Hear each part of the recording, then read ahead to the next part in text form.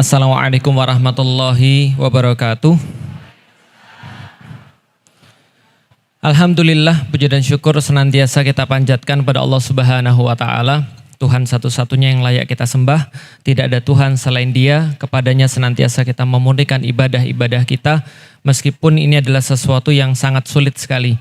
Kadang-kadang ketika kita beribadah kepada Allah, terselip banyak sekali hal-hal yang tidak pantas yang kita tujukan kepada Allah. Itulah yang dinamakan dengan riya. Riya itu adalah apa? Riya itu adalah ketika kita mengharapkan segala sesuatu selain kepada Allah. Itu adalah riya. Maka saat kita sholat misalnya, ketika kita sholat kita pengen dilihat oleh manusia, itu adalah riya. Ketika kita sedekah, kita berharap pengen dilihat oleh manusia, itu juga adalah riya. Tapi kadang-kadang riya ini tersembunyi dan sulit sekali untuk kita sulit sekali untuk kita hilangkan dari dalam diri kita. Makanya kita senantiasa mencoba untuk memurnikan ibadah kita kepada Allah dengan memaknai kalimat la haula wala quwwata illa billah. Tidak ada daya, tidak ada kekuatan selain daripada Allah. Maka tidak ada yang dapat mendatangkan manfaat, tidak ada yang dapat mendatangkan mudarat kecuali adalah Allah. Maka kita berlatih terus-menerus agar ibadah-ibadah kita itu kita jauh daripada riya.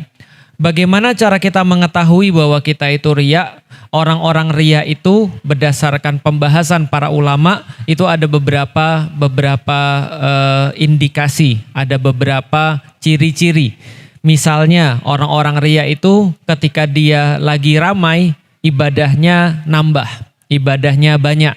Ketika dia lagi sendirian, ibadahnya enggak sebanyak ketika dia lagi ramai. Itu adalah orang-orang tandanya riya. Yang kedua adalah tanda-tanda riya atau orang yang mensekutukan Allah adalah ketika dia dipuji, dia lanjut ibadah. Tapi kalau ketika dia dicaci, ketika dia dimaki, atau ketika dia mendapatkan ujian, maka dia mengurangi ibadahnya. Itu adalah tanda-tanda orang yang riya. Makanya jangan sampai kita termasuk orang-orang kayak tadi. Itulah kenapa kalau misalnya bagi laki-laki misalnya, kita sholat di masjid, habis kita sholat di masjid, kita dilatih untuk sholat sunnah itu di rumah. Kenapa sholat sunnah bagi laki-laki di rumah? Ya salah satunya melatih supaya kita tuh nggak riya. Makanya kan kadang-kadang ada orang bilang, ya Ustadz tapi saya tuh kalau sholat wajib, enaknya itu sholat sunnahnya di masjid. Ya nggak apa-apa sholat sunnah di masjid. Hanya saja kan kalau kita sudah balik cenderung kan malas. Kenapa? Karena orang itu biasanya di rumah itu malas. Makanya latihannya wajibnya di masjid, sunnahnya di rumah. Walaupun nggak apa-apa juga sih kalau seandainya dia memang sunnahnya mau di masjid, ya nggak apa-apa. Tapi ya latihannya kayak tadi.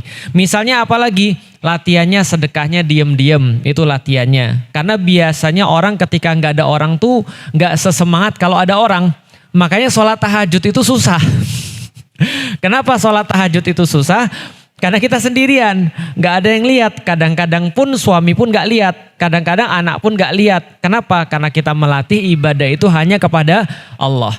Nanti kalau kita sudah latihan, seringkali kita ibadahnya itu sendiri, itu akan lebih mudah ketika kita beribadah ramai-ramai. Yang kedua, ciri khas orang riya itu kalau dia dimaki, kalau dia diuji, maka dia mengurangi ibadahnya.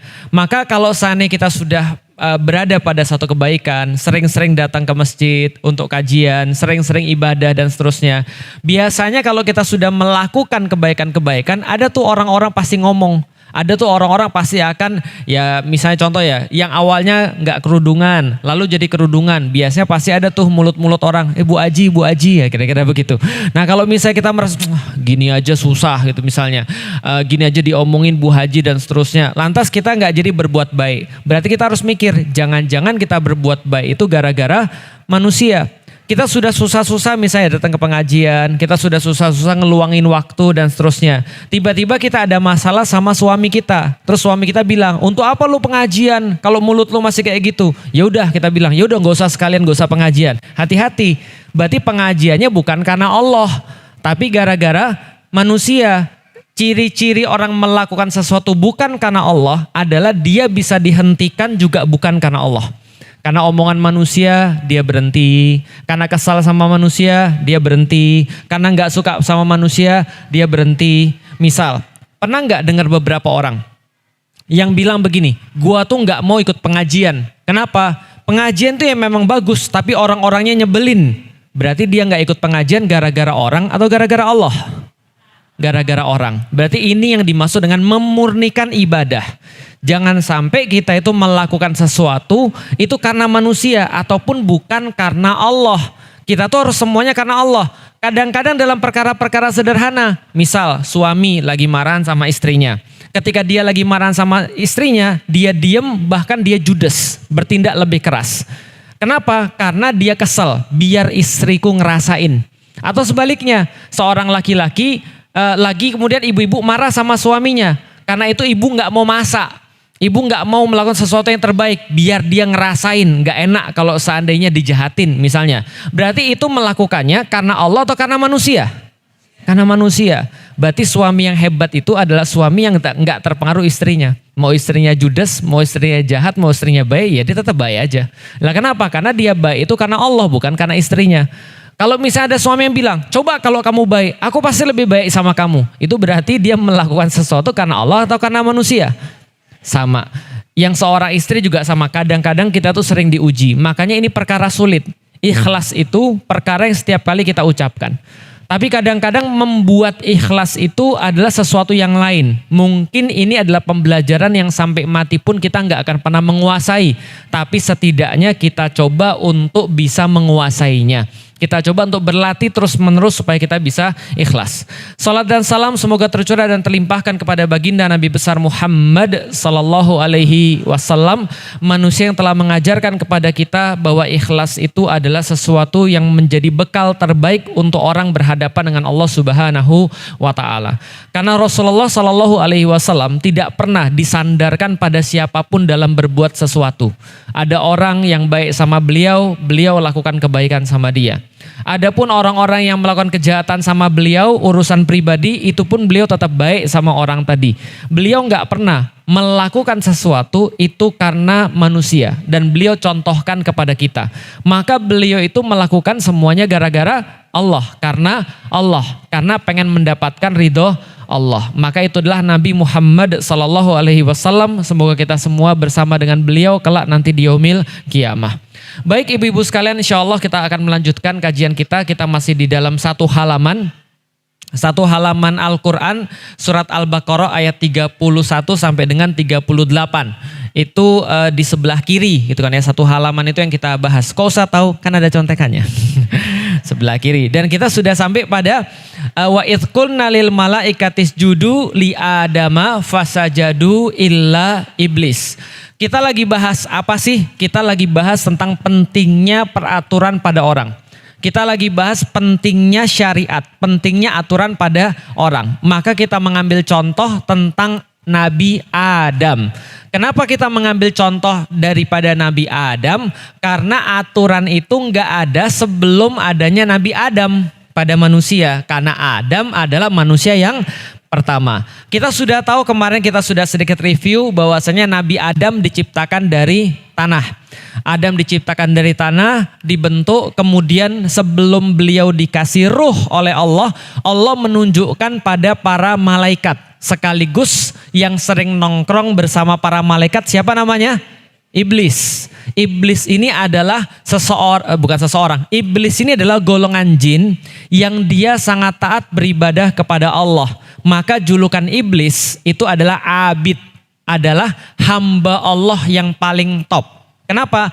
Karena iblis ini tidak pernah gagal ketika dia disuruh beribadah kepada Allah. Sampai akhirnya dia melihat manusia ketika Allah katakan wa idz qala rabbuka lil malaikati inni ja'ilun fil ardi khalifah. Dan ketika Allah berfirman kepada para malaikat, aku ingin menjadikan manusia sebagai pengganti daripada iblis. Di situ dia baru mulai bertanya-tanya.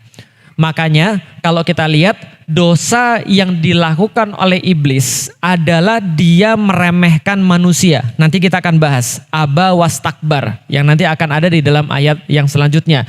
Dan ketika iblis ngelihat manusia, dia mulai bertanya-tanya, kenapa orang ini yang dijadikan sebagai pengganti saya?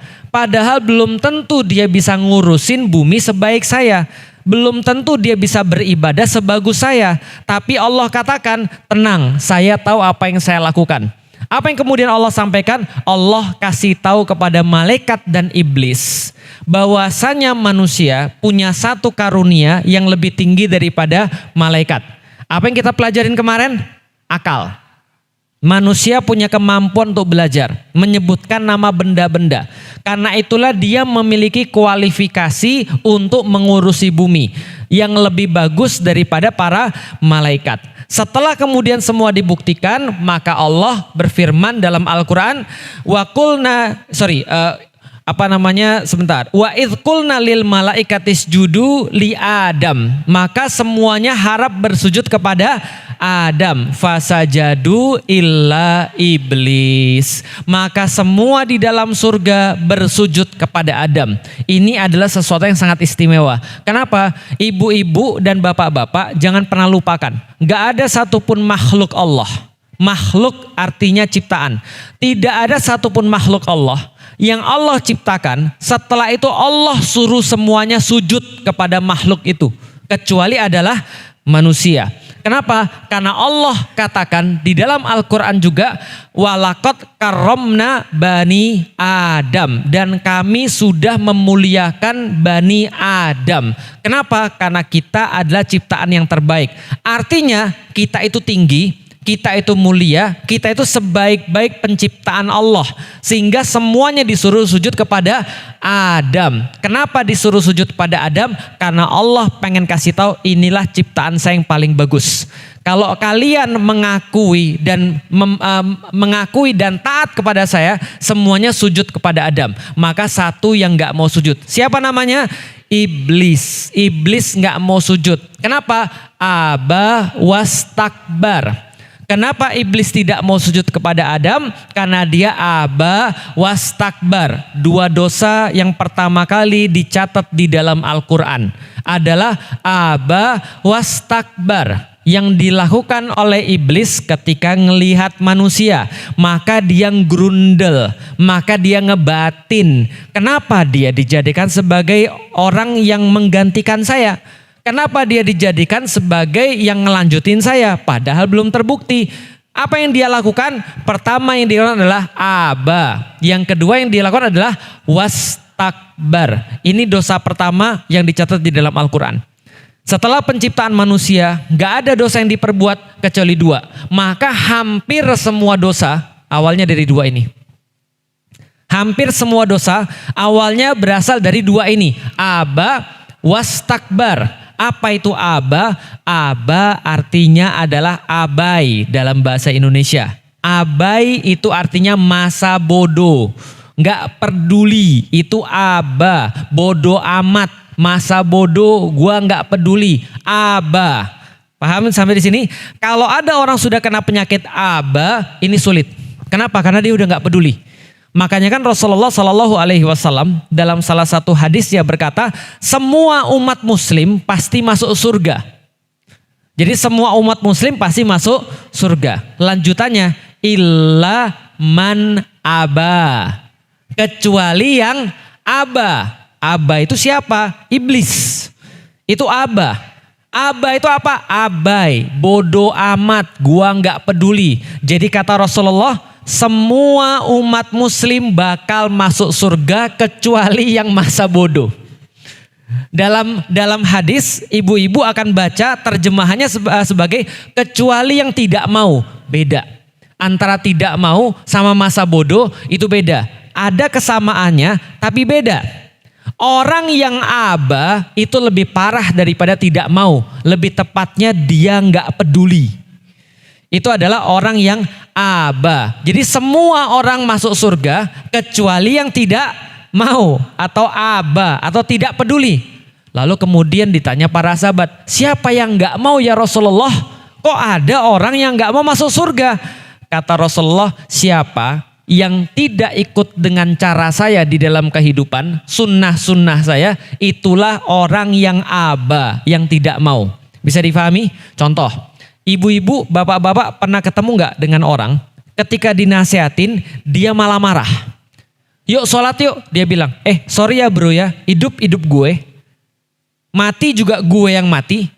Kalau menurut lu gue masuk neraka, gue nggak ngajak lu, udah lu mau baik-baik aja, gak usah ngurusin gue. Itu aba. Paham ya? Ini sulit nih. Kalau orang sudah sampai aba itu sulit. Mungkin gak kebanyakan orang istikbar. Nanti kita akan bahas tentang istikbar. Tapi ada banyak sekali orang-orang yang aba. Dan ini saya temukan ketika saya dakwah pada orang-orang yang belum muslim. Orang-orang yang belum muslim itu penghalang hidayahnya cuma dua. Kalau enggak aba, wastakbar. Makanya Allah katakan wakana minal kafirin. Maka orang-orang kafir itu punya dua sifat. Bisa jadi aba, bisa jadi wastakbar, bisa jadi dua-duanya. Makanya orang itu kenapa bisa kafir, dia bisa nutup diri daripada Allah, ada dua sifat. Satu apa tadi? Aba. Yang kedua adalah wastakbar, istikbar. Istikbar itu apa? Nanti kita akan jelasin. Kebanyakan yang mana? Sepengalaman saya, bukan istikbar yang orang banyak. Sepengalaman saya, aba. Itu yang banyak. Contoh, Abu Thalib tahu? Tahu Abu Thalib? Abu Thalib istikbar nggak? Sombong nggak? Enggak. Abu Thalib tuh nggak sombong sama sekali. Cuma kenapa ketika dia didakwai oleh Rasulullah sebelum beliau meninggal itu dikelilingi sama orang-orang Quraisy ketika lagi sakaratul maut.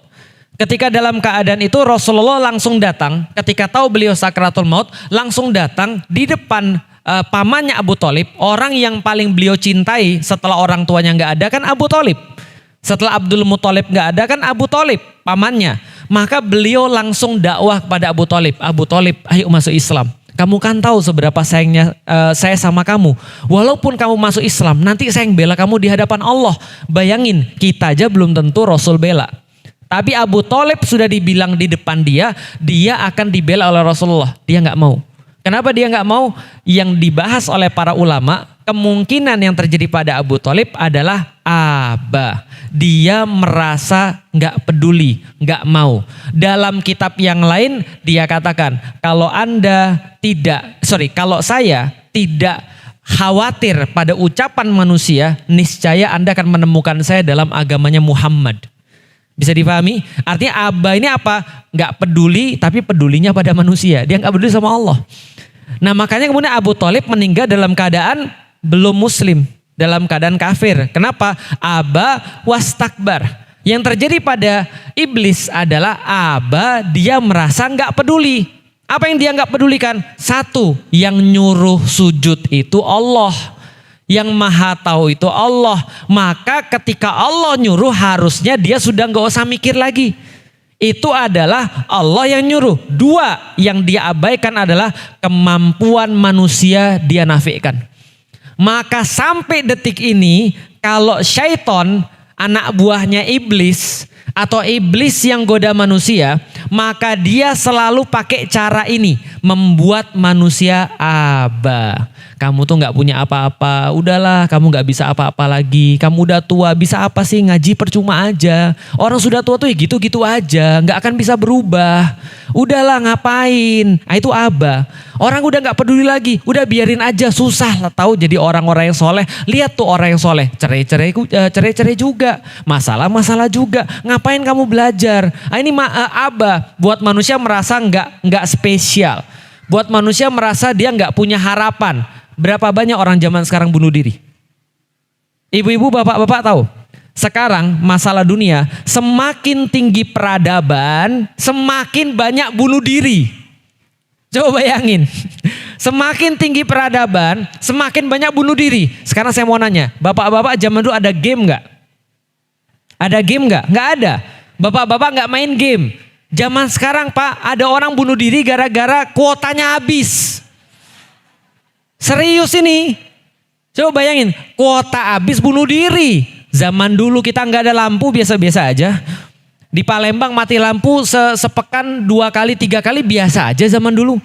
Apalagi orang-orang kampung yang bahkan nggak punya listrik. Nonton TV biasa aja, nggak punya TV, nonton TV di tetangga biasa aja. Zaman sekarang ada orang dibully bunuh diri. Coba bayangin, semakin tinggi peradaban, semakin banyak orang yang putus asa. Di dalam Al-Quran dan hadis itu sudah nyata sekali, syaiton itu nggak bisa apa-apa. Kecuali meniupkan yuwaswisu fi sudurin nas. Ngomongin manusia.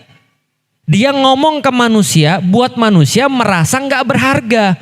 Sehingga dia jauh daripada Allah. Dia merasa nggak punya harapan, bunuh diri. Bisa dipahami ya? Ini kan dosa besar nih di dalam Islam. Ketika orang bunuh diri, tahu nggak kenapa dosa besar daripada Islam? Orang bunuh diri itu dia berputus asa daripada rahmatnya Allah. Dia merasa cuma dia yang nyelesain urusan di dunia ini. Dia merasa bahwa dia nggak punya Allah.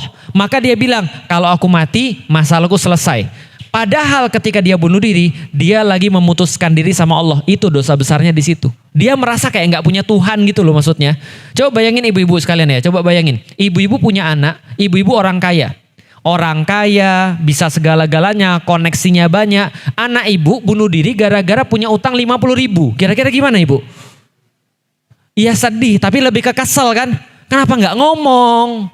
50.000 doang.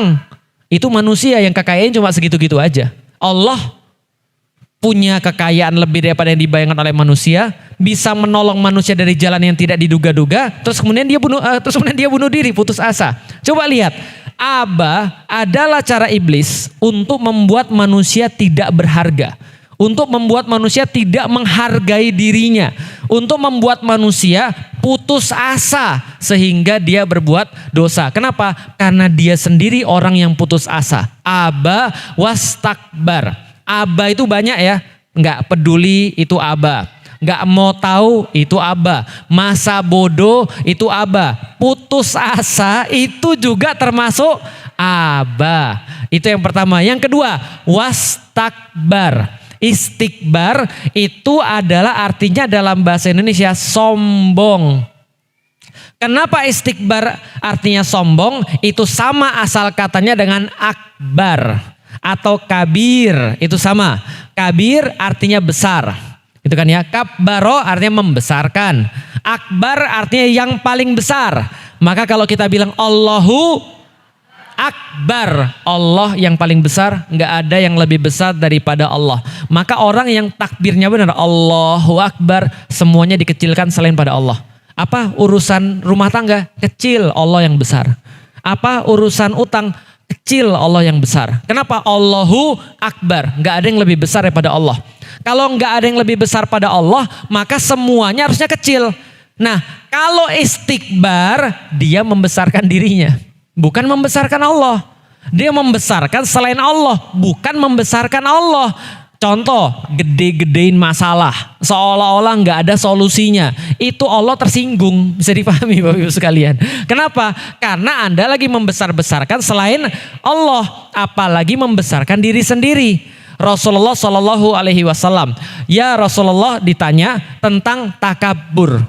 Tentang takabur. Takabur itu sama katanya dengan istikbar. Artinya membesarkan sesuatu selain daripada Allah. Apa ini maksud dengan takabur? Maka Rasulullah Shallallahu Alaihi Wasallam menyampaikan sesungguhnya yang dinamakan dengan takabur atau sombong atau istikbar adalah bataral haq wal gomtunnas. Adalah dia menolak kebenaran dan dia meremehkan manusia. Lihat, berarti istikbar ada dua. Satu apa tadi? Menolak kebenaran. Yang kedua apa? Meremehkan manusia. Hati-hati, meremehkan manusia itu tadi kalau temennya aba sama seperti meremehkan diri sendiri, itu juga meremehkan manusia. Meremehkan orang lain, apalagi meremehkan diri sendiri aja nggak boleh, apalagi meremehkan orang. Halah, baru sekolah juga bertingkah. Halah, nah itu udah meremehkan manusia. Bisa dipahami sampai di sini. Anda ngelihat orang, kayaknya orang itu baru ngaji. Kalau Anda merasa sudah pro gitu ya, saya itu sudah ngaji di Masjid Al-Mutakin itu semenjak dia belum lahir. Kok bisa-bisanya dia nasihatin saya? Siapa dia? Hati-hati. Bisa dipahami Bapak Ibu sekalian. Istikbar adalah meremehkan manusia. Dan dosa meremehkan manusia ini adalah dosa iblis. Dia ngelihat manusia, alah newbie, belum hidup dia, belum ada ruhnya. Saya loh, sudah ibadah berapa ribu tahun. Saya loh nongkrongnya sama malaikat. Saya loh, gitu kan ya. Ah itu kalau saya terus, mulailah dia meremehkan manusia. Dia merasa karena dia hidupnya lebih lama, dia lebih layak. Dia merasa bahwasanya pendidikannya lebih tinggi, dia lebih layak. Dia merasa ketika dia itu apalagi lebih kaya, dia lebih layak. Itu istikbar. Itu namanya sombong. Batrul haq wal gomtunas. Orang-orang sombong, begitu dapat kebenaran, dia ngamuk. Begitu dapat kebenaran, dia ngamuk. Allah katakan di dalam Al-Quran, salah satu ciri-ciri orang sombong adalah idza tutla alaihi ayatuna walla mustakbiron. Kata Allah, orang-orang sombong itu ketika dia dibacakan ayat-ayat kami, dia akan berpaling. Berpaling dan itulah sombong, kata Allah. Orang-orang sombong adalah orang yang berpaling ketika dengerin ayat-ayat Allah. Jangan ngomongin agama terus. Nah, itu hati-hati itu. Paham ya? Jangan ngomongin agama terus. Ini dunia, udah jangan ngomong agama. Banyak tuh sekarang di TV-TV tuh. Ada orang ngomong jangan ngomongin agama terus. Lah terus mau ngomongin apa? Bisa dipahami ya? Agama itu dari Anda bangun sampai Anda mati. Anda bisa bilang sekarang gak usah ngomongin agama. Tapi mau mati. Itu dibakar terus dibuang ke sungai Gangga abu-abunya. Mau? Lah kita itu ngomong agama dari awal sampai mati. Itu ngomongin agama, mulai dari makan kita ngomongin agama, mulai dari punya suami atas dasar agama, punya anak dididik atas dasar agama. Ya kadang-kadang orang tuh begitu, jangan ngomongin agama terus pas punya masalah datang ke ustadz. Itu yang buat ustadz tuh bingung. Hidup Anda maunya tidak berdasarkan agama, pas punya masalah Anda nyari agama. Itu masalahnya, pas mati mau dikafanin, itu masalahnya. Lah kalau Anda itu bisa mati dikubur sendiri, gak usah ngomong agama gak apa-apa.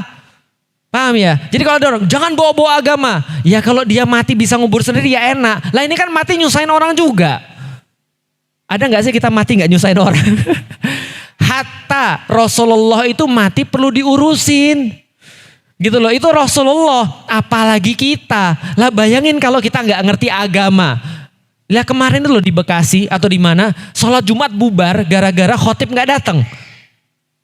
Saya dibayangin ya, ada orang datang 40 orang sholat Jumat, khotibnya nggak datang, nggak jadi Jumatan. Coba kebayang nggak kalau pas lagi jenazah, ada orang meninggal, nggak ada yang bisa mandiin. Ada orang meninggal, nggak ada yang bisa nguburin, nggak ada yang bisa talkin. Lah terus gimana ceritanya coba? Lah inilah pentingnya agama. Kalau ada orang bilang jangan bawa-bawa agama, jangan ngomong agama terus, itu namanya istikbar. Hati-hati. Ada orang dibacain ayat-ayat Al-Quran, dia bilang udah jangan pakai ayat terus, pusing gue. Istikbar. Bisa dipahami? Bahkan kita cerita pas bab akidah, gitu kan ya, pas bab akidah saja kita cerita, orang-orang kafir Quraisy aja dengerin Al-Quran itu mantep di tempat. Orang-orang kafir Quraisy dengerin Al-Quran terpesona sampai pagi. Ini ada orang-orang muslim yang dia panas ketika dibacain ayat-ayat Al-Quran. Kenapa? Karena pengennya ayat-ayat konstitusi di atas ayat-ayat Al-Quran. Loh, ini membingungkan. Kenapa? Menolak ayat-ayat Al-Quran itu termasuk istikbar. Termasuk yang namanya apa? Sombong. Kenapa sombong? Dia merasa dia lebih ngerti daripada Allah. Bukankah iblis begitu? Ayo bersujud kepada Adam. Dia bilang apa? Loh kenapa harus bersujud kepada Adam? Kenapa aku harus bersujud? Dalam ayat yang lain dia katakan, aku kan dari api. Dia kan cuma dari tanah. Kenapa aku harus bersujud kepada dia? Itu namanya istikbar. Dia merasa dia lebih tahu daripada Allah. Allah katakan, yutnina alaihinna min jalabibihinna. Maka kemudian ulurkan jilbab-jilbab Anda ke dalam tubuh Anda, ke atas tubuh Anda. Dia bilang, itu kan zaman dulu pas padang pasir. Pakainya jilbab. Merasa lebih tahu daripada Allah. Itu makna istikbar yang sebenarnya. Gitu kan ya. Ayat dribna alaihinna min bihumurihinna. Lalu kemudian tutuplah kemudian sampai batas dada kalian dengan kerudung-kerudung kalian, kata Allah. Lantas dia bilang, kerudung itu ketika kalau diganggu. Kalau nggak diganggu nggak usah pakai kerudung. Siapa dia merasa lebih tahu daripada Allah. Rasul katakan sholat itu ya bareng-bareng. Sholat itu ya dirapatkan. Cowok sama cowok, cewek sama cewek. Lalu dia bilang jangan dirapatkan. Nanti kalau ada orang yang bau jengkol gimana? Merasa lebih tahu daripada Allah dan Rasul. Bisa difahami maksudnya Bapak Ibu sekalian. Cewek di belakang ditutup pakai tabir kalau lagi sholat. Lalu dia bilang itu berarti merendahkan perempuan. Yang nyiptain manusia siapa? Bisa dipahami maksud saya Ibu sekalian. Istikbar adalah ketika Anda merasa Anda punya keadaan lebih tahu daripada Allah. Lebih faham daripada Allah. Itu yang menyebabkan iblis itu dilaknat oleh Allah. Lihat ya. Aba wastakbar wa kana minal kafirin. Dan sesungguhnya dia termasuk orang-orang termasuk golongan yang kafir.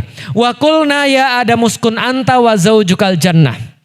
Kita sudah bahas sedikit kemarin, kita lanjutkan. Dan berkatalah setelah itu Allah kepada Adam, urusnya sudah selesai, iblis keluar.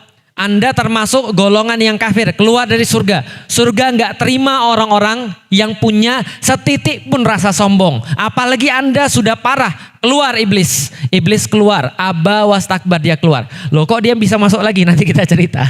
Gitu kan ya. Kok dia bisa kemudian jadian lagi masuk ke surga? Nanti kita cerita. Iblis keluar, masalah sudah selesai. Adam uskun anta wa zaujukal jannah. Anda masuk surga. Ajak istrimu juga masuk surga. Berarti rumahnya Adam pertama kali di mana? Jadi dia ngapain? Room tour kalau zaman sekarang ya. Jadi dia room tour ngelihat surga tuh kayak apa. Oh surga tuh kayak gini. Wah keren banget surga. Wa kula minha ragadan haitsu syi'tuma. Semuanya kalian boleh makan. Di mana aja boleh makan. Kapan aja boleh makan. Sebanyak apapun silahkan. Wala taqrabah hadhihi syajarah. Tapi jangan dekati pohon. Fatakuna minadz zalimin, dan Anda akan termasuk orang yang zalim. Kemarin kita sudah jelasin, ini pohon nggak punya nama. Pohon ini nggak punya nama. Kenapa? Karena nggak penting. Yang Allah pengen kasih tahu, yang penting kalian tahu saya yang ngelarang. Lihat jebakannya, lihat jebakannya. Iblis masuk dalam jebakan ini. Apa jebakannya? Jebakan kesombongan. Yang dia perhatikan adalah peraturannya, bukan Allahnya. Allah bilang, kami akan jadikan Adam sebagai khalifah. Iblis salah pikir. Pikirnya apa? Berarti Allah gak suka saya lagi. Berarti saya dibandingkan sama manusia. Padahal dia belum tentu bisa bagus. Emang dia bisa apa? Saya udah lama. Dia bukan mikirin Allahnya yang ngasih. Tapi yang dia pikirin adalah aturannya. Sama kayak manusia. Allah kasih tahu, jangan dekati pohon ini. Pohonnya penting gak? Saking gak pentingnya namanya aja gak Allah kasih tahu. Saking gak pentingnya namanya Allah gak kasih tahu. Apalagi khasiatnya. Orang namanya aja gak dikasih tahu. Apalagi khasiatnya. Allah ngasih tahu gak khasiatnya apa? Enggak. Wala taqrabah hadhihi syajarah. Jangan deketin pohon ini. Emang pohon apa? Gak penting. Gak ada nama. Apalagi khasiat. Cuma yang penting Anda tahu. Saya yang ngelarang. Saya dipahami sampai di sini. Berarti Allah pengen kasih tahu yang penting aturannya, larangannya, atau Allahnya. Itu yang penting. Kalau Anda disuruh sholat, jangan lihat sholatnya.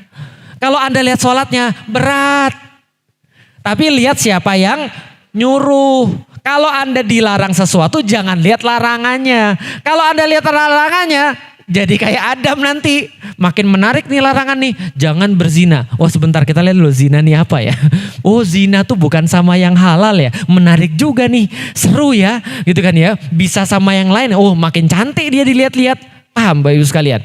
Kalau Anda lagi dilarang. Atau Anda lagi disuruh. Anda lagi dikasih aturan. Jangan lihat aturannya. Jangan lihat larangannya. Jangan lihat suruhannya. Tapi lihatlah siapa yang nyuruh, yaitu adalah Allah. Maka sama kayak di dunia ini. Kalau suami Anda suruh-suruh marah, berarti dia lagi ngelihat apa? Suruhannya.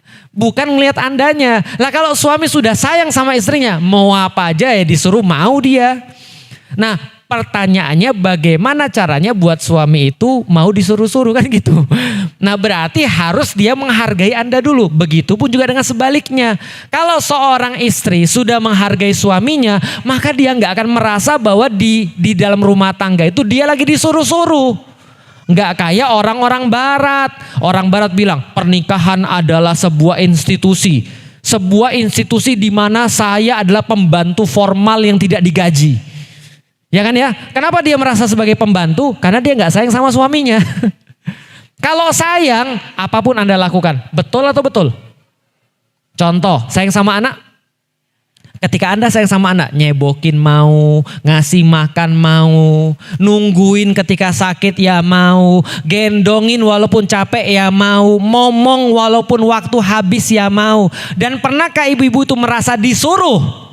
Enggak ada yang nyuruh, anaknya belum bisa ngomong, tapi dia cinta. Bisa difahami ya, Allah mendidik kepada Adam. Kalau Anda hormat sama Allah, kalau Anda taat sama Allah, maka Anda tahu ini pohon bukan apa-apa. Wala taqrabu hadhihi syajarah. Jangan deketin satu pohon ini, fatakuna minadz zalimin. Dan Anda termasuk orang yang zalim kalau Anda mendekati pohon ini. Lalu apa yang terjadi?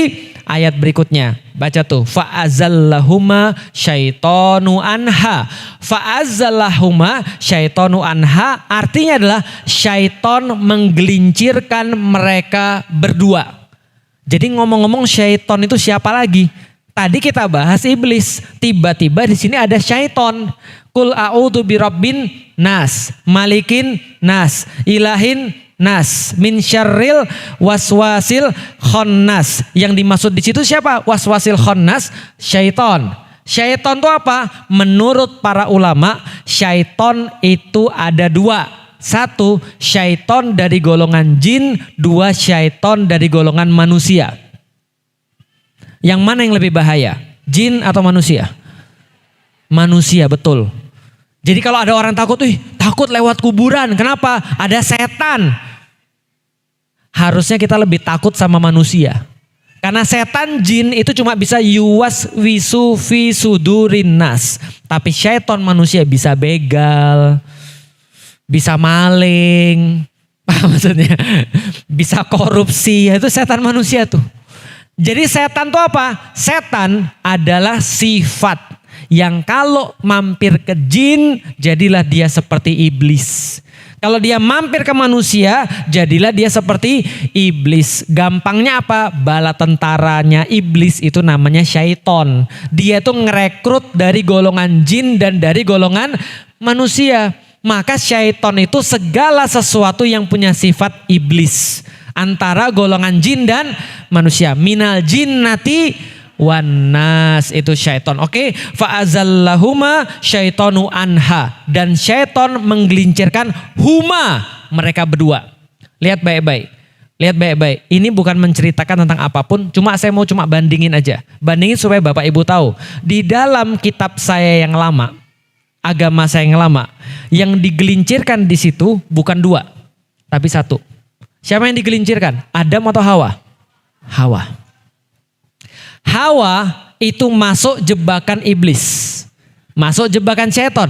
Dia makan buah yang dilarang untuk dimakan. Lalu setelah itu dia kasih kepada Adam, maka dua-duanya akhirnya melakukan dosa.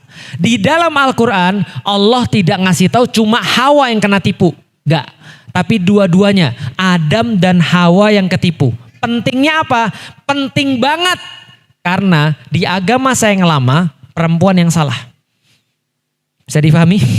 Gara-gara Anda, kita turun ke dunia. Kalau perempuan gak tertipu, mungkin gak turun ke dunia.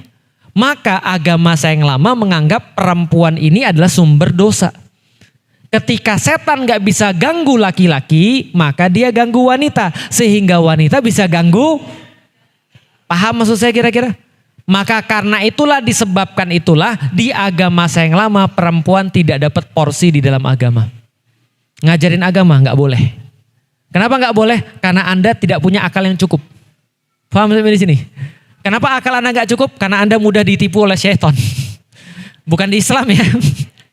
Di dalam agama saya yang lama, perempuan tidak boleh jadi pengajar. Kenapa? Karena dalam buku kita, kitab suci kita, waktu itu perempuan yang ditipu oleh syaitan. Jelas sampai di sini? Tapi di dalam Al-Quran siapa yang kena tipu? Dua-duanya. Allah katakan fa'azallahuma syaitonu anha, dan syaiton menipu mereka berdua. Berarti yang ketipu siapa? Dua-duanya. Dan Allah konsisten nyebut dua-duanya terus-menerus. Artinya apa? Tidak salah satu di antara mereka yang ketipu. Ini dosa bareng-bareng, Pak. Dosa bareng-bareng, Ibu. Bukan dosa satu orang saja atau satu jenis saja. Sehingga di dalam Islam perempuan boleh ngajar. Boleh. Bahkan Bunda Aisyah itu meriwayatkan Masya Allah hadis yang kedua paling banyak setelah Abu Hurairah. Bahkan hadis-hadis yang tidak bisa diriwayatkan oleh Abu Hurairah. Kenapa? Abu Hurairah nggak tidur seranjang sama Rasulullah. Bunda Aisyah tidur seranjang sama Rasulullah. Maka banyak hadis-hadis private yang dari Bunda Aisyah. Dan pintarnya ini luar biasa ini orang. Bunda Aisyah ini pintarnya luar biasa. Melebihi laki-laki pada zamannya bahkan. Dan dia boleh ngajar. Bahkan para sahabat sepeninggal Rasulullah Shallallahu Alaihi Wasallam dalam permasalahan-permasalahan itu selalu nanyanya ke Bunda Aisyah. Luar biasa ya. Itu bedanya antara cuma dari satu ayat bedanya jadi kayak gitu. Coba bayangin. Satu ayat aja yang mengatakan perempuan yang makan buah itu jadi perempuan gak boleh ngajar. Perempuan punya posisi yang berbeda daripada laki-laki. Itu gara-gara satu ayat. Di dalam Al-Quran. Fa'azallahuma syaitanu anha fa'akhrojahuma mimma kana fih. Jadi dua-duanya melakukan kesalahan. Dua-duanya keluar. Kenapa dua-duanya keluar? Keluar dari mana? Keluar dari keridhaan Allah. Nanti kita akan jelaskan. Berarti yang salah siapa? Dua-duanya. Yang keluar siapa? Dua-duanya. Oke, pertanyaannya, iblis tadi kan sudah keluar. Lah kenapa dia bisa masuk lagi? Para ulama menjelaskan kepada kita, iblis ini dia bisa untuk mengambil bentuk yang lain untuk masuk ke dalam surga. Dan Allah membiarkan sebagai bentuk ujian kepada manusia. Intinya Allah tidak pernah buat sesuatu yang sia-sia. Di sini ada pelajaran penting sekali. Maka Allah membiarkan iblis masuk lagi. Itu yang pertama pendapatnya dalam bentuk ular. Itu yang pertama. Yang kedua, dia dibiarkan masuk lagi, tapi dibiarkan masuk bukan iblisnya, tapi cuma bisikan-bisikannya. Paham sampai di sini? Dia kan orang dalam, ngerti surga kayak apa, gitu kan ya. Maka dia bisikin manusia. Apa yang dia bisikin? Saya ini orang lama loh. Ya tapi kan kamu kan sudah diusir. Iya sih memang saya diusir. Tapi saya peduli loh sama kamu. Lah inilah manusia. Sudah dikasih tahu setan itu adalah musuh nyata masih didengerin. Persis nggak kayak kita? Persis. Jadi jangan nyalain Adam, orang kita juga begitu. Lah kenapa? Kita udah tahu mana salah, mana betul kadang-kadang. Tapi masih berbuat yang salah. Ya samalah kita. Namanya juga manusia. Fa'azallahuma syaitanu anha fa'akhrajahuma mimma kana fi. Maka gara-gara dia menuruti kemudian bisikan syaitan, dia mendekati pohon ini yang tidak boleh dideketin. Setelah itu dia makan. Apa kata syaitan? Itu ada buah. Kalau kamu senang tinggal di surga, kamu senang di sini, kamu bisa selama-lamanya di sini. Syaratnya kamu makan buah khusus. Buah apa wahai kawanku, kata manusia, itu buah yang gak boleh kamu makan. Loh, kan banyak yang lain, kenapa itu yang kamu makan, yang aku harus makan? Itu Allah gak boleh, karena itu buah khuldi. Itu kata siapa? Kata iblis, kata syaitan. Dia ngasih nama buah khuldi. Padahal gak ada nama. Apa khasiatnya buah khuldi? Membuat Anda bisa tinggal di surga selama-lamanya. Manusia itu dia mau tinggalnya di surga. Tapi Allah bilang jangan makan buah ini kalau Anda mau tinggal di surga. Malah kata iblis tidak, Anda harus makan supaya Anda bisa tinggal di. Banyak gak orang zaman sekarang kayak gitu? Allah udah bilang jangan. Tapi manusia zaman sekarang merasa lebih tahu daripada Allah. Kan udah saya cerita tadi. Merasa lebih hebat daripada Allah, lebih tahu daripada Allah. Itulah namanya orang-orang yang punya skill dari iblis tadi itu. Ini buah abadi. Kalau Anda makan buah ini, Anda selama-lama di surga. Fa'azallahuma syaitanu anha. Diambil buahnya, dimakan buahnya. Dia kira bisa selama-lamanya. Ternyata Allah bilang, nah kalian sekarang keluar dari surga. Tapi nanti kita akan lihat ya. Lalu kemudian, ba'dukum li ba'din adu. Sebagian dari kalian menjadi musuh sebagian yang lain. Oke, lihat nih. Tadi yang dikeluarin siapa? Yang pertama dikeluarin iblis. Iblis nggak mau sendirian dong. Maunya nyari temen dong. Maka dalam ayat yang lain dia bilang, ya Allah, aku nggak mau sendiri. Karena engkau sudah melaknat aku sampai yaumil kiamah, maka aku akan ajak orang-orang yang lain. Allah bilang, silahkan kalau Anda bisa. Anda dikasih waktu sampai yaumil kiamah untuk ngajakin Bani Adam. Kata dia, aku akan menyesatkan Bani Adam. Buat mereka ngajak masuk sama-samaku ke neraka. Betul kan ya? Maka dia bikin grand strategi itu. Apa salah satunya? Ini yang diuji. Maka kemudian dia uji. Dia turun, dia gak mau sendiri. Maka dia ngajak dua. Siapa? Adam dan Hawa. Fa'azzalahuma syaitonu anha. Syaiton berhasil ngajak mereka berdua, digelincirkan. Maka Allah katakan, keluar kalian semua daripada surga. Ba'dukum li ba'din adu. Sesungguhnya kalian sebagian yang satu dengan sebagian yang lain menjadi musuh. Siapa yang menjadi musuh? Syaiton, iblis itu satu bagian, manusia satu bagian yang lain, mereka musuhan. Sampai di sini paham ya? Bukan Adam dan Hawa yang musuhan, tapi manusia dan iblis serta bala tentaranya itu adalah syaiton, mereka musuhan.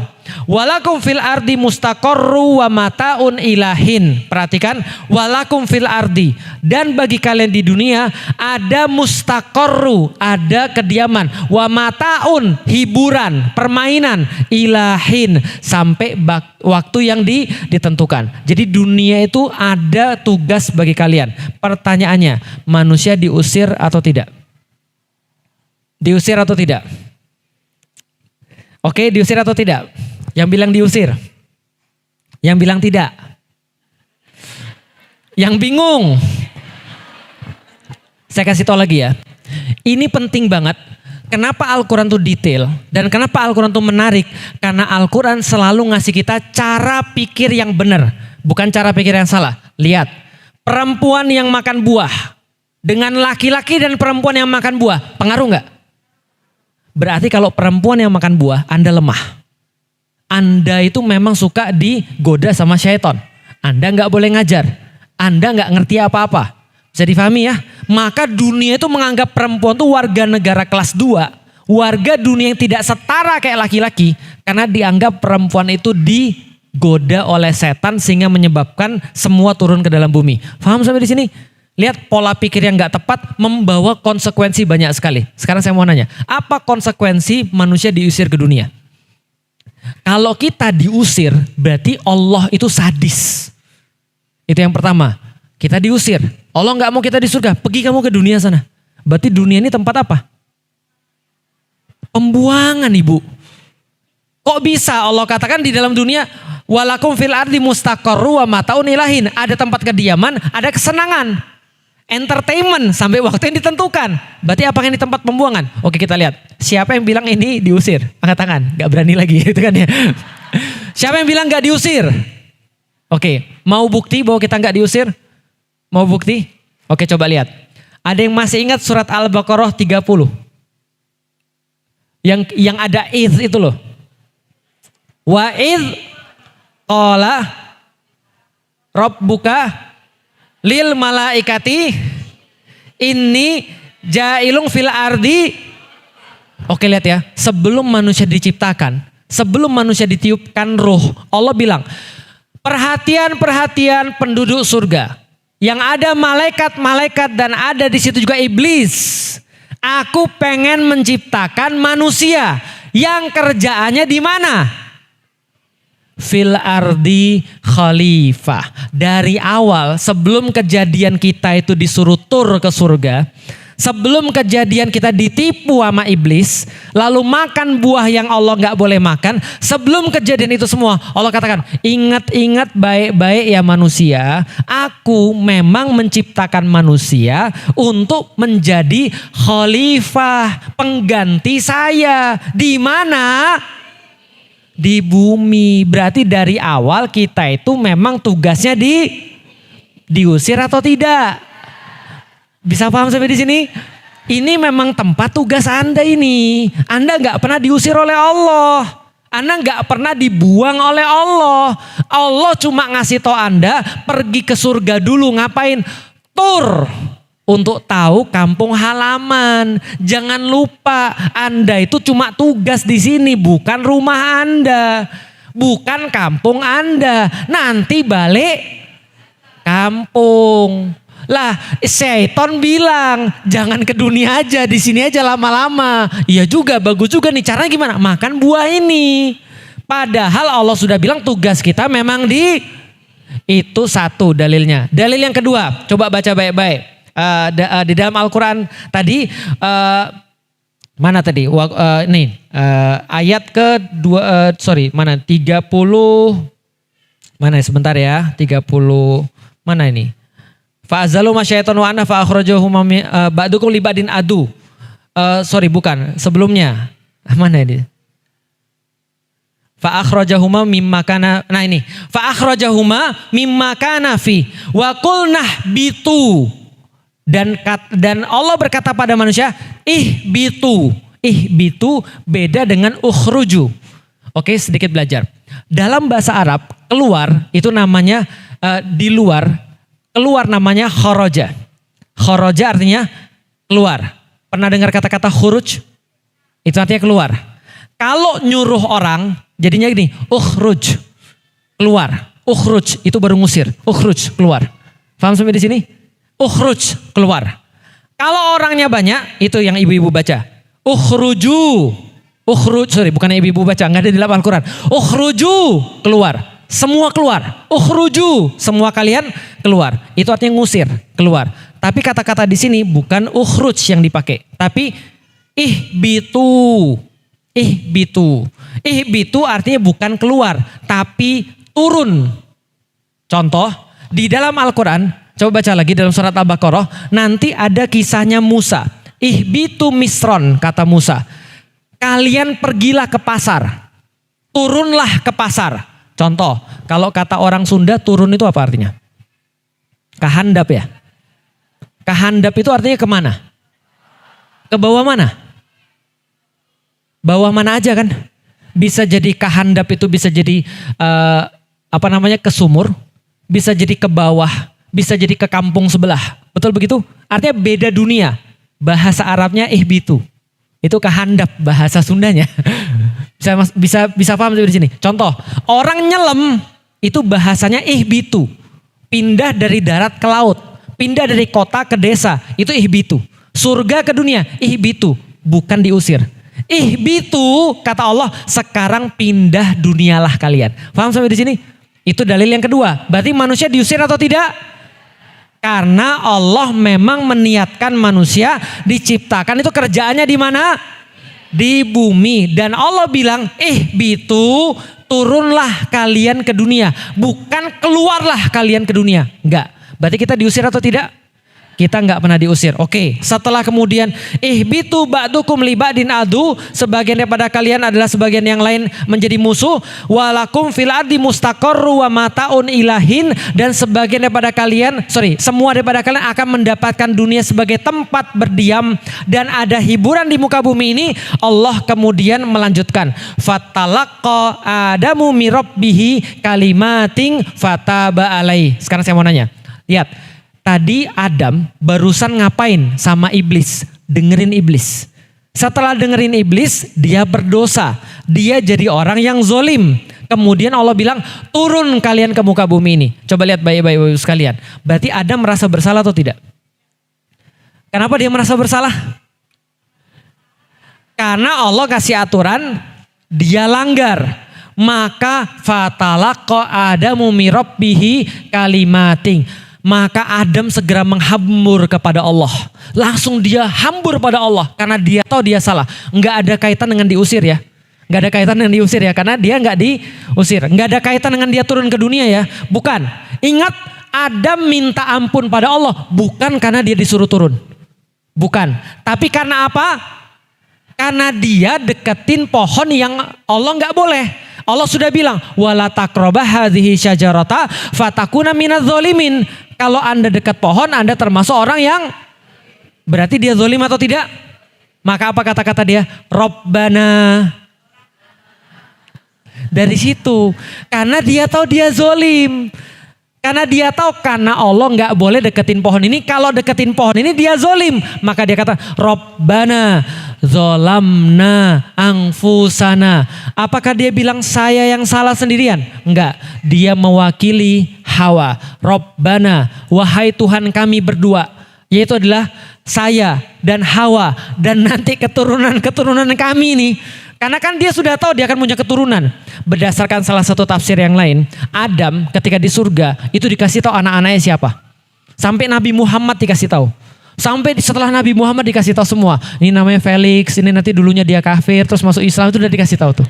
Ada ibu-ibu sekalian, nanti ada pengajian dimutakin, Adam sudah tahu semua. Dia udah tahu semua manusia. Dari awal sampai dengan akhir. Maka dia bilang mewakili istrinya dan mewakili dirinya dan seluruh manusia. Rabbana, ya Allah, zolamna anfusana. Kami semua berbuat salah kepada Engkau ya Allah. Maka kita nggak pernah berdoa itu, kita nggak pernah ngelihat nabi-nabi berdoa itu pasti bawanya bawanya dirinya sendiri, nggak bareng-bareng. Kecuali lagi kesel, kecuali lagi contoh Musa kesel, dia cuma nyebut saya. Tapi nabi-nabi yang lain semuanya kami. Rabbana zolamna anfusana wa illam taghfir lana wa tarhamna lanakunanna minal khasirin. Ya Allah, kami zolim, kami salah, nggak ada kami nyalain orang yang lain. Kami nggak nyalain iblis ya Allah. Kami nggak nyalain siapapun, yang salah kami. Itu kan kata-kata dia kan ya. Fatalaqa Adamu mirabbihi kalimatin. Apa kalimatnya? Rabbana zolamna anfusana wa illam taghfir lana wa tarhamna lanakunanna minal khasirin. Ingat baik-baik ibu-ibu, Anda nggak pernah akan dapat tobat dari Allah kalau Anda masih suka nyalain orang lain. Lihat Adam. Adam nyalain orang lain? Enggak. Salah siapa? Saya. Maka salah satu pelajaran yang paling penting untuk diri sendiri adalah jangan nyalain orang lain. Jelas sampai di sini? Iblis sih, bukannya udah dikeluarin ya Allah, kok bisa-bisanya dia masuk lagi godain saya? Sebenarnya saya tuh orang baik. Kalau bukan gara-gara, nanti akan saya jelasin kenapa kita tuh nggak boleh nyalain orang lain. Pertama, lihat Adam nggak nyalain siapa-siapa. Adam ada nyebut iblis di situ, nggak ada. Kenapa? Iblis nggak penting. Yang penting saya dapat taubat dari Allah. Gimana caranya dapat taubat dari Allah? Nyesal dulu. Rabbana zolamna anfusana. Kami yang salah. Nggak ada yang lain. Kami tanggung jawab. Kami salah. Jelas sampai di sini? Pertama, menyadari kesalahan dan nggak nyalain orang lain. Ini penting banget.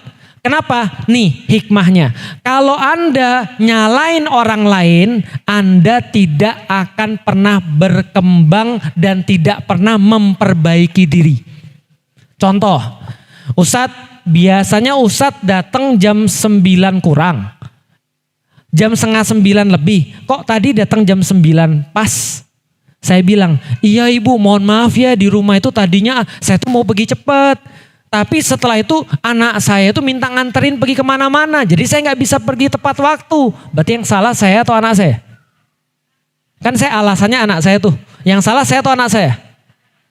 Yang salah anak saya dong. Saya perlu memperbaiki diri? Gak perlu, karena saya gak salah. Paham sampai di sini? Orang nyalain orang lain, orang nyalain yang lain, pasti gak pernah berkembang dalam hidupnya. Contoh, kenapa datang telat? Harusnya kamu datang jam 9. Ini jam 11 kamu baru datang. Macet pak. Yang salah siapa? Saya salah enggak? Enggak. Paham sampai di sini? Berarti saya perlu berubah? Enggak. Karena bukan salah saya. Yang salah siapa? Macet. Jelas sampai di sini? Orang yang nyalain orang lain, dia enggak pernah bisa berubah karena otaknya mati. Otaknya di turn off. Yang kedua, kalau dia nyalain dirinya sendiri, kenapa kamu datang telat? Saya enggak nyalain siapa-siapa, ini salah saya. Minggu depan saya enggak datang telat lagi. Berarti saya mikir dong, kenapa saya bisa datang telat? Dan gimana cara biar gak datang telat? Kenapa kamu datang telat? Iya sih macet, tapi enggak. Ini salah saya, bukan salah macetnya. Dia mikir, saya harusnya datang jam 9, nyampe jam 11. Karena saya baru mandi jam setengah 9. Jadi pahami? Berarti besok harus mandi jam berapa? Jam 7. Kalau masih telat juga? Jam 6. Kalau masih telat juga? Gak usah mandi. Jelas, maka fokus kepada tujuannya apa. Maka yang paling penting ngajarin anak-anak, jangan nyalahin orang lain. Saya tuh paling gak suka ketika anak saya nyalahin orang lain. Dia dimarahin, dia bilang, Oji sih saudaranya. Saya bilang, kamu jangan nyalahin orang lain. Kalau kamu nyalahin orang lain, kamu gak akan bisa belajar. Bisa dipahami ya? Dia sih, ini sih, kapan kamu belajar? Lah lihat Adam itu loh. Kalau Adam mau nyalain, dia bisa nyalain siapa? Iblis. Tapi dia bawa-bawa nama iblis gak? Rabbana, zolamna, anfusana. Ini udah kejadian Ibu. Bapak udah kejadian, udah selesai nih. Yang salah tuh kita. Dan Allah itu maha pemaaf. Asal Anda ngaku. Rabbana, zolamna, anfusana. Wa ilam taghfir lana wa tarhamna. Ada dua. Yang dia ngaku dia salah. Yang dia minta dua. Ya Allah ampuni saya. Wa ilam taghfir lana. Kalau engkau tidak mengampuni kami. Wa tarhamna. Dan menyayangi kami. Lanakunanna minal khasirin. Pasti kami termasuk orang-orang yang lalai. Oke, ibu-ibu lihat anak-anak kalau lagi berbuat salah. Lihat anak-anak lagi berbuat salah. Kalau ada anak-anak dengerin nih baik-baik. Kalau kita lagi buat salah. Kalau enggak anak-anak, kita aja. Kita sama orang berbuat salah. Pertama, kita ngaku. Ini salah saya. Selesai masalah? Belum. Maafin saya ya. Selesai masalah? Belum. Mudah-mudahan setelah ini kamu masih mau untuk sama saya. Itu tarhamna maksudnya. Jadi ada orang, kamu saya maafin. Tapi saya enggak lupain. Itu namanya forgiven but not forgotten. Paham? Saya maafin iya, tapi saya nggak bisa lupain. Saya tetap sakit hati. Manusiawi. Itu kalau sama manusia. Gimana kalau sama Allah? Itu susah urusannya itu. Paham ya? Kalau Allah maafin kita, tapi Allah nggak nyayangin kita, itu juga masalah kita tetap. Maka Adam ngajarin ke kita, wahai anak cucuku, kalian itu sama kayak aku. Karena kita diciptain ada akal. Kita punya dosa, kita punya pahala. Kita bisa buat baik, kita buat jahat bisa. Kita bukan kayak iblis yang pasti salah. Kita juga bukan kayak malaikat yang pasti benar. Kita itu punya kemungkinan benar, punya kemungkinan salah. Besok kalau lu berbuat salah, kata Adam, pertama ngaku salah sama Allah. Yang kedua, minta ampun sama Allah. Kedua, minta rahmah sama Allah. Bisa dipahami sampai di sini? Nah, ketika fatalaqa Adamu mirabbihi kalimatin fataba alaihi innahu huwa tawwabur rahim. Yang diminta sama Adam adalah ampunan, yang diminta sama Adam adalah kasih sayang yang Allah kasih. Allah ampuni segala kesalahannya dan Allah sayangi dia. Jelas sampai di sini ya. Jadi kalau ada orang sudah minta maaf, itu dia dikasih kasih sayang sama Allah. Artinya adalah apa? Allah senang ngasih taubat dan Allah senang ngasih kasih sayang. Ada lagi yang membahas Nabi Adam cuma minta ampun pada Allah dan minta sayang sama Allah, yang dia dapat lebih daripada itu. Yang dia dapat ampunan, yang dia dapat kasih sayang plus bimbingan daripada Allah Subhanahu wa taala. Jelas ya?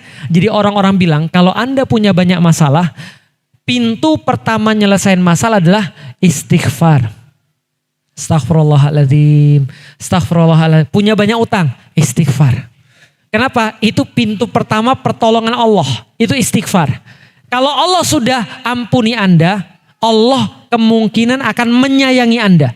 Kalau Allah sudah nyayangin Anda dikasih bimbingan, Anda dikasih kemudian petunjuk, Anda dikasih kemudian ya dituntun sama Allah. Kalau Allah sudah sayang sama Anda. Oke, jelas sampai di sini?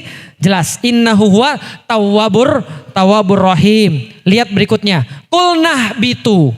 Lah kok disuruh turun lagi? Tadi kan sudah disuruh turun. Tadi pas lagi ada masalah, kita ngikutin syaitan, maka Allah bilang, turunlah, bitu. Setelah kita minta ampun, bitu, suruh turun lagi. Diusir atau tidak? Diusir atau tidak? Bagus, suruh turun. Oke, sekarang manusia kalian sudah tahu surga kampung halaman? Sudah ya Allah. Sudah tahu senjata Anda apa? Sudah tahu ya Allah. Akal senjata saya. Sudah tahu bahwa Anda punya musuh siapa? Tahu ya Allah. Jelas banget ya Allah. Syaitan sudah pernah nipu kami soalnya. Sudah tahu kalau Anda salah kalian harus ngapain? Sudah tahu ya Allah. Kami harus istighfar. Kami harus ngaku. Kami harus istighfar. Kami harus minta rahmah dari Engkau ya Allah. Oke, sekarang turun. Sudah lengkap kan semua sudah tahu? Sekarang turun. Bertugas di bumi. Jelas sampai di sini? Coba lihat. Ibu-ibu yang pernah kantoran siapa? Yang pernah kantoran? Oke, bayangin ibu-ibu kantoran di Jakarta. Bayangin ibu-ibu kantoran bapak-bapak kantoran di Jakarta. Tiba-tiba suatu waktu bos panggil, "Ibu, bapak sini." "Ya bos, mulai pekan depan Anda akan bertugas pergi ke Sydney, Australia. Bukan Sydney, sorry. Cape Town, Afrika. Berapa ribu kilometer tuh dari sini tuh. Paham ya? Di sana Anda akan mewakili perusahaan untuk jualan di sana." Bayangin, seumur hidup gak pernah pergi dari Jakarta, gak pernah pergi dari Bogor. Tiba-tiba suruh pergi ke Cape Town. Di Jakarta semua diurusin. Tempat tinggal dikasih, semua kemudian ditanggung. Tiba-tiba suruh pergi ke sana. Ibu-ibu pertama kali dan bapak-bapak pertama kali ditanya, yang ditanyain apa sama bosnya? "Gajinya berapa bos? Naiknya berapa bos?" "Oke, gajinya segini." Setelah nanya-nanya semua, nanya apa lagi? "Oh, nanti kalau saya di sana nggak bisa gimana bos? Nanti kalau di sana bahaya gimana bos? Di sana saya tinggalnya di mana? Saya belum pernah apa-apa." Bayangin, itu baru disuruh pindah dari Jakarta ke Cape Town, Afrika aja nanyanya banyak.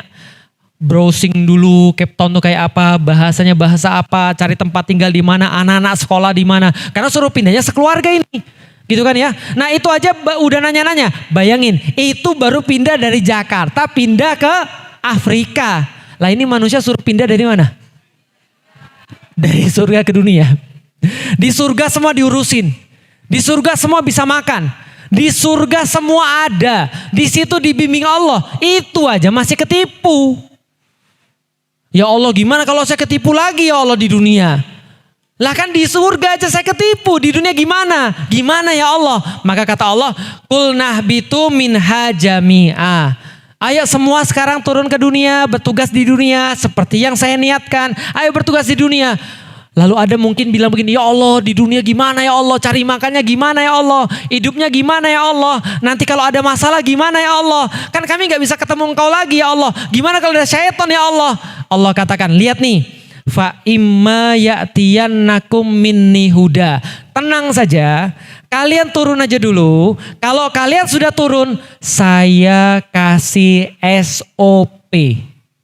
Saya kasih panduan. Saya kasih caranya gimana. Fa imma ya'tiyannakum minni huda faman tabi'a hudaya fala khaufun alaihim walahum yahzanun. Barang siapa yang mengambil petunjuk saya, tidak ada masalah apapun dalam hidupnya. Lihat ibu-ibu sekalian, masalahnya cuma dua. Satu, masalah dari luar. Satu, dua, masalah dari dalam. Betul. Masalah dari luar itu apa? Punya utang. Masalah di luar apa?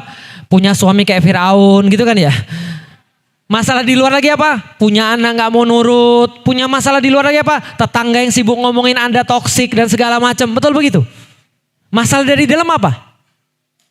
Rasa gak puas, pengen sesuatu gak dapat, hasad sama orang, gitu ya. Itu masalah luar dan masalah dalam kan? Semua masalah ibu-ibu. Coba lihat sekarang yang punya masalah cuma dua itu. Masalah dari luar dan masalah dari dalam. Lihat baik-baik, masalah dari luar buat Anda takut. Masalah dari dalam buat Anda sedih. Maka Allah katakan, kalau Anda ngambil petunjuk dari saya, fala khaufun alaihim. Tidak ada yang bisa buat Anda takut. Walahum yahzanun. Dan tidak ada yang bisa membuat Anda sedih. Sudah saya kasih tahu Bapak Ibu sekalian. Lihat baik-baik. Anda itu beruntung banget jadi orang muslim. Kenapa? Karena orang Amerika sana, mereka nggak bisa dapat dakwah kayak di sini. Orang Eropa sana, mereka nggak bisa dapat dakwah kayak di sini. Hasilnya apa? Hidup mereka berantakan. Yang sudah saya bilang tadi, mereka seumur hidup S1, S2, S3 disuruh nyari materi. Ternyata pas hidup ketemunya masalah yang bukan materi. Paham ya? Duit banyak, mobil ada, istri cantik, tapi hidup gak tenang, bunuh diri. Paham ya? Masalahnya bukan masalah fisik, masalahnya non fisik. Sekarang coba lihat kita masalah. Sekarang saya balik. Pernah lihat gak orang yang gak punya tapi hidupnya tenang? Kok bisa? Betul. Karena masalah itu bukan masalah fisik. Pernah lihat gak orang kaya bunuh diri? berapa kali ibu-ibu dan bapak-bapak harus belajar. Berapa banyak kali kasus lagi baru kita mau sadar. Kalau fisik itu bukan yang menentukan bahagia.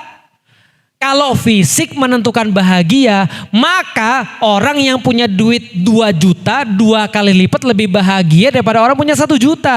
Ternyata enggak gitu. Paham gak sih maksudnya? Iya Ustadz, tapi saya tuh tetap pengen punya. Itu nggak apa-apa pengen punya. Yang nggak boleh itu adalah ibu-ibu nggak punya ketenangan hati. Yang Islam tawarkan ini loh, kalian mau tenang nggak? Kalau mau tenang, luar dalam ikut petunjuk Allah. Tapi kalau Anda tidak punya petunjuk Allah, Anda mau punya seluruh dunia pun, Anda tetap bisa bunuh diri. Anda tetap susah hidup Anda. Kenapa? Karena Anda nggak pernah ngelatih yang bukan fisik. Paham nggak sih maksud saya? Berapa kali kita harus lihat kejadian baru kita tuh mau sadar ternyata bukan fisik.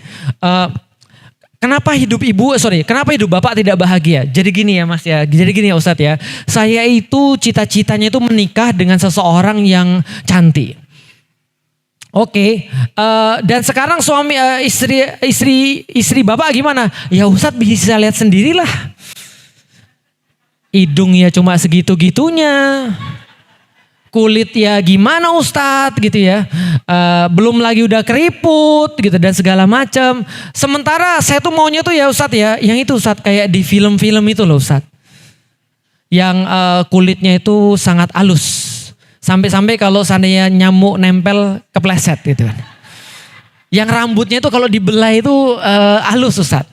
Matanya itu bulat dan kemudian bercahaya. Badannya itu ya ideal dan cantik, enak dipandang. Dipandang tuh nggak membosankan Ustadz. Bisa dipahami ya? Itu yang dia pengen. Pertanyaannya, cewek-cewek yang dia bayangin itu, yang dibayangin sama laki-laki cewek yang paling cantik itu nikah nggak? Nikah nggak? Nikah. Tapi cerai nggak? Cerai. Ada yang bahkan nggak mau nikah. Kenapa? Dia bilang saya nggak perlu laki-laki. Mohon maaf. Kenapa? Saya sudah puas dengan diri saya sendiri. Love yourself. Saya nggak perlu mencintai orang lain, saya mencintai diri saya sendiri. Bisa difahami sampai di sini? Artinya apa? Belum tentu orang bahagia ketika dapat kayak gitu juga. Kalau benar keutuhan rumah tangga itu karena face, karena wajah cantik, ya. Kalau benar nggak bakal artis-artis itu cerai. Makanya saya bilang, mau berapa kali lagi Anda tahu bahwa saya bukan fisik yang menyebabkan orang itu bisa langgeng. Gak percaya? Apa mau kejadian dulu? Ustadz, kalau yang cakep aja gak bisa langgeng apalagi yang jelek Ustadz? Belum tentu juga. Karena tadi balik lagi, cakep dan jelek itu tergantung apa? Penerimaan Anda itu kayak apa? Ini loh, kan sudah saya bilang ya, lihat ya. Saya tuh gak pernah punya masalah, handphone Samsung tuh gak pernah punya masalah saya. Paham ya? Sampai saya lihat iklan. Paham saya di sini? Lihat ya, handphone Samsung nggak pernah masalah. Sampai saya lihat iklan handphone terbaru. Wah, bisa dilipat-lipat nih. Wah, ada bobanya 3 nih. Mulai saya merasa punya masalah punya handphone ini. Paham ya? Paham gak sih maksudnya? Mau berapa kali lagi Anda dapat cerita biar Anda tuh paham bahwa ketenangan tuh di sini. Makanya Allah bilang, kalau siapa yang mengambil Al-Quran, fala khaufun alaihim walahum yahzanun. Kenapa? Al-Quran nyelesain masalah langsung ke pusat masalahnya. Pusat masalahnya di mana? Anda. Cara menilai sesuatu, itu pusat masalahnya. Gimana cara biar punya ini puas, walaupun gak terbaru, ya kita tinggal bilang, ini untuk apa sih? Ya untuk telepon kan? Untuk WhatsApp kan? Untuk bisa media sosial kan, Instagraman kan dan segala macam. Lah kalau saya nggak pernah punya masalah, kenapa saya harus punya yang baru? Tapi susah Ustaz. Iya saya tahu susah. Makanya jangan banyakan lihat iklan. Paham ya? Jangan banyakan lihat iklan. Jangan banyakan lihat istri orang lain. Paham ya? Lah istri Anda sendiri aja belum Anda urus. Gitu loh maksudnya. Lah Toh juga dulu istri Anda menarik bagi Anda. Makanya Anda mau nikah sama dia. Enggak usah saya kayaknya dipelet saya Ustaz. Nah itu masalah Anda itu. Nyalain lagi orang lain. Lah gimana bisa bersyukur? Bisa difahami sampai di sini? Oke, artinya ya balik lagi lah. Itu pelajaran daripada Nabi Adam itu sangat berarti bagi kita. Maka kemudian Allah katakan, keluar kalian daripada dunia. Kalau kalian keluar dari dunia, saya kasih aturan nih. Kalau saya kasih aturan, jangan khawatir. Walaupun Anda bukan lagi di surga, saya kasih aturan yang nyelesain semua masalah Anda. Langsung dari sumbernya. Anda mau miskin, Anda mau kaya.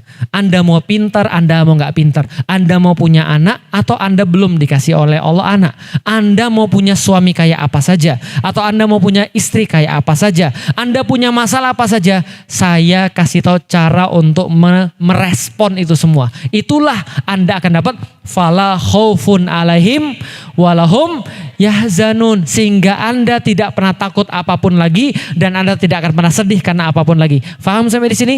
Oke, untuk menutup saya kasih sebuah perumpamaan. Pernah main Lego? Pernah main Lego? Pernah. Anak-anak punya Lego kan ya? Ibu-ibu tahu Lego yang paling banyak tuh berapa pieces? Pernah ada Lego yang buat mobil gitu kan ya? 800 pieces gitu ya. Ada Lego yang buat apa? Gedung 1000 pieces. Ibu-ibu tahu Lego yang termasuk paling susah buatnya apa? Belum tahu ya? Saya kasih tahu. Namanya Lego Millennium Falcon. Itu salah satu yang paling sulit. Millennium Falcon itu pesawatnya Star Wars itu loh. Nah, itu ada Lego, kalau saya nggak salah 35.000 pieces. Berapa? 35.000 pieces. Bisa bayangin? 1000 pieces saja diawur di depan ibu-ibu sekalian, itu aja udah banyak. Paham ya? Ini 35.000 pieces, 35.000 keping. Coba bayangin ya, saya bawa Lego Millennium Falcon ke depan ibu-ibu sekalian, lengkap dengan gambarnya 35.000 pieces. Mahal loh ibu, ngomong-ngomong itu Legonya, makanya saya nggak pernah beli karena mahal, itu kan ya. Mendingan tuh yang lain kan itu kan ya. Itu saya beli, saya awurin di depan ibu-ibu sekalian, semua saya awurin. Saya bilang, ibu gambarnya kayak gini ya. Ini gambarnya nih kalau udah jadi, susun. Bisa nggak? Apa yang kurang? Apa yang kurang? Itu bahannya sudah ada.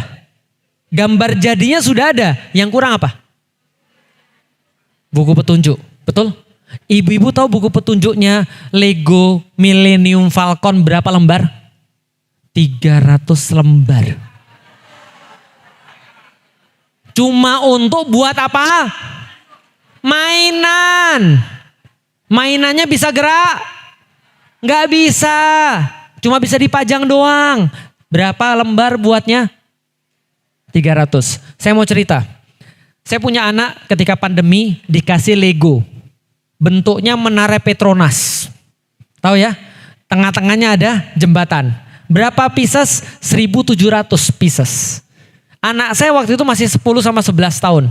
10 sama 11 tahun mereka bilang, Abi kita mau ngerakit. Boleh, pas puasa biar ada kerjaan. Mulai ba'da subuh. Ngerakit, bisa nih, bisa Bi, perlu bantuin? Gak usah. Mereka berdua ngerakit 10-11 tahun. Ngerakit Lego 1.700. Pas jam 11 menjelang zuhur, wah keren nih, sudah setengah. Tapi saya bingung ketika sudah setengah. Kenapa jembatannya begini? Harusnya kan jembatannya begini nih. Jembatannya begini. Saya lihat lagi, saya buka di internet. Jembatannya begini. Enggak begini jembatannya. Paham ya? Kenapa jembatannya enggak begini tapi begini? Saya lihat lagi. Saya bilang, Ji, kok ini ada yang salah. Enggak mungkin. Kita udah ikut petunjuk Bi. Seperti yang Abi bilang. Itu buku petunjuknya 70 halaman. 70 halaman buat Petronas itu. Nggak mungkin Bi, ini kita udah lihat, tapi ini miring. Terus lihat nih, ini kok goyang. Saya bilang gitu kan, memang begitu memang Bi kali? Nggak mungkin goyang. Karena kalau sampai di atas ini harusnya nggak boleh goyang. Saya bilang, lah ini juga goyang. Saya bilang, ini ada yang salah. Mereka bilang, enggak, ini nggak ada yang salah. Kita mau lanjutin. Enggak, ini ada yang salah. Ternyata setelah kita lihat, oke kita run through. Kita run through dari yang pertama, lembar kedua, lembar ketiga, sampai ke atas. Ibu-ibu tahu apa yang mereka salah? Mereka cuma nggak pasang 2 pieces. 2 pieces nggak dipasang. 2 pieces nggak dipasang. Masalahnya adalah itu yang di bawah. Betul. Gimana jadinya? Bongkar ulang. Berapa pieces? 2 pieces di antara 1.700. Saya bilang untung gak sampai jadi ini 2 gak ada. Kalau sampai jadi ini 2 tuh apa ya? Buang. Dikira gak ada gunanya. Gak mungkin yang ngasih pabrik itu gak ada gunanya. 2 pieces gak dipasang, bongkar ulang. Ngomong apa ini? Ngomong apa? Mainan. Ini ngomong apa? Lego, mainan. Berapa pieces yang dipasang? Di antara berapa? Bongkar ulang. Gara-gara salah baca buku petunjuk. Hayo loh. Pertanyaan saya sederhana. Manusia sama Lego ada bandingannya enggak? Lebih rumit manusia atau lebih rumit Lego? Lego punya perasaan? Enggak. Lego bisa disakiti. Lego perlu menikah. Lego punya anak. Lego punya tetangga toksik. Enggak. Pertanyaan saya sederhana. Berapa pieces tadi gak dipasang? Wajar gak kalau manusia nikah aja gitu gak tahu aturan Allah? Dia kemudian punya anak gitu aja gak tahu aturan Allah. Tiba-tiba udah lama nih nikahnya nih. Udah sampai ujung. Tiba-tiba ada 2 pieces yang gak dipasang. Apa yang kejadiannya? Bongkar. Reset. Tahu kan sekarang kenapa Anda itu penting banget belajar? Supaya jangan sampai atas reset. Udah lama nih, sayang riset Ustadz. Ya kalau nggak di riset tetap nggak bisa dipakai. Paham ya? Ustadz saya tuh nikah udah 12 tahun Ustadz. Masa kita harus riset lagi? Masalahnya kalau Anda nggak riset, Anda nggak mau susah. Ini nggak kepake ini barangnya ini. Bisa dipakai, bisa dipahami. Nggak bisa digunakan. Itu Lego, bisa dipahami ya. Itu Lego yang cuma kayak gitu aja. Itu 300 halaman, Millennium Falcon, 35.000 pieces. Lah hidup Anda itu cuma berapa halaman itu? Hidup Anda dari awal sampai mati berapa halaman? 6.236 ayat. Ya, sekitar berapa halaman? Berapa halaman tuh Al-Quran? 500-an halaman ya? 400 atau 500-an halaman? Yang jelas 6.236 ayat yang Anda pelajari. Gak perlu susah-susah sehari 1. Kadang-kadang kita bahas ini berapa pengajian baru cuma 1 ayat dan segala macam. Tapi penting supaya hidup kita gak reset, bongkar ulang. Paham ya? Pentingnya aturan sekarang sudah tahu kayak apa? Ya jadi kalau ada orang bilang, Islam tuh rumit. Islam itu susah. Islam itu sholat 5 waktu. Puasa 30 hari dalam waktu 1 tahun. Harus sebulan puasa. Anda nggak lihat Lego aja 300 halaman. Lego aja gagal pasang 2 aja riset. Nah bagi yang hidupnya mau enak, bagi hidupnya mau aman, gak usah dibongkar ulang lagi, belajarlah Al-Quran. Fala khaufun alaihim walahum ya. Paham sampai di sini? Kalau ada pertanyaan dipersilahkan. Sebelumnya kalau ada panitia mau ngedarin infak juga boleh. Kalau